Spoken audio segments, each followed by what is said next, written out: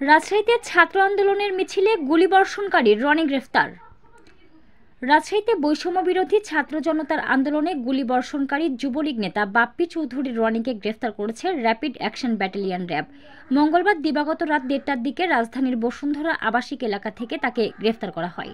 রনি রাজশাহী মহানগরীর 4 নম্বর ওয়ার্ড যুবলীগের সভাপতি। তার বাড়ি নগরীর ভেড়িপাড়া এলাকায়। এক বার্তায় র্যাব জানায়, গত 5 আগস্ট রাজশাহীর আলুপট্টি এলাকায় বৈষম্য বিরোধী ছাত্র আন্দোলনের মিছিলের ওপর হামলা ও গুলিবর্ষণ করেন বাপ্পি চৌধুরী রনি। এ ঘটনায় তথ্য প্রযুক্তি ব্যবহার করে অস্ত্রধারী রনিকে গ্রেফতার করা হয়েছে। মঙ্গলবার রাত 1:30টার দিকে ঢাকার বসুন্ধরা আবাসিক এলাকা থেকে তাকে গ্রেফতার করে র্যাব সদস্যরা।